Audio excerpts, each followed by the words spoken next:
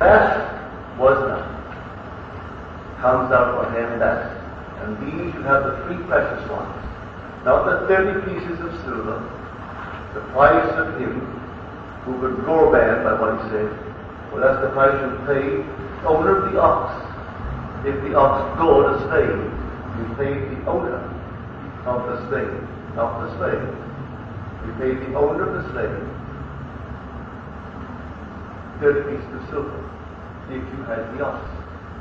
And the ox is a symbol of Christ. And Christ comes to gore man. He simply goes him into, like that ox, say, called the line or the light in Scripture, an ox goad, and it goads you into moving on to higher and higher levels of awareness. So when he comes, he doesn't do peace, he brings the sword, he brings the ox goad. And so when the ox goads someone, one injured, well, then 30 pieces of silver was to be given to the owner of that slave. And so he wonders, are there not 30 pieces of silver? And the voice answered, no. 3. And you have the 3 precious ones. These are the 3. When you stand in the presence of the risen Christ, the only question asked is to name the greatest thing in the world. And you do name the 3. And you also go on to say, but the greatest of the 3 is love. And that's when love embraces you and you become one with love. And forever, you are one with the body of life. And there's no divorce. What God has now joined together, you and God are one. No man or organization of men can put asunder. You're one with the body of God. And forever, you are that body. So when you read this prayer in the not distant future, after that experience, you awaken as the very being the whole vast world talks about. While you experience it and remain covered in death, or the Godhead on this level is simply veiled in flesh. While veiled in flesh, no one sees the body really well. And so they have to simply guess at the reality behind what you have said. How can I bring God blood? How can God have blood? For God is spirit. How can I eat his body? How can I lie down on green pastures? And lying down on green pastures tells me I am protected forever. It's the story of God's protection of his anointed one, his elect. So you're told he actually allows me to lie down on green pastures. For what? Tells me the very beginning. All because from now on, no concern about where it comes from. No concern about anything in the future. Just, I will let you fly on green pastures. An abundance is yours from now on, just for the taking. And then you go on to the fields. If I were hungry, I would not take. For the world is mine, and all with it. The cattle on 1,000 hills are mine. And so were I hungry, I would slay and eat. Why tell anyone of my hunger if the world is mine? For you have an inheritance that is infinite, that is unspoiled, unfading, when these things begin to happen with you. And the minute you drink the blood, you are raised. And the whole story begins on the resurrection. There will be no Christianity without resurrection. And resurrection without crucifixion is sheer nonsense. How could there be a resurrection without death?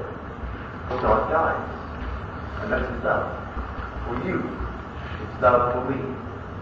Lest I die, thou canst not live. For if I die, I shall arise again, and thou with me, not as two, as one, yet without loss of identity, of the one who I raised. No change of identity, no change to that wonderful specific individuality. The same self, yet now including a far greater self than before, who is none other than God the Father. Jesus Christ. include him and yet remain the being that I am? Yes. Without change of identity, you encompass this infinite presence who is Jesus Christ, and you're he, without change of identity. And that's the mystery. And the aim, only Jesus, nothing but Jesus, and you're he. So I tell you, love endures forever. As told us in the 13th chapter of Corinthians. Everything will pass, but love endures all. Someone defined the three virtues: faith, hope, and love. Faith as believing what is incredible. Hope is hoping when all things are hopeless. And love is forgiving what is unforgivable. That's love. But everything that you've ever done is forgiven. But if I had to expiate my past, as the world teaches, one must, I could never be exonerated, not in eternity. But in that embrace of love, though my sins were there at that moment like scarlet, they were at that very moment made white as snow. And there was complete divine acquittal of all that I had ever done. And I did everything that man could ever do.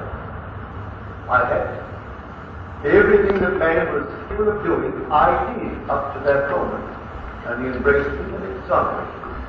And I was divine, and my sins that were then like scarlet became white as snow. No one can really, he says, save himself. We are saved by the grace of God. It's not your own doing, so there's no way to boast. Grace of God. Now tonight, take this, we're called upon to imitate God as their children.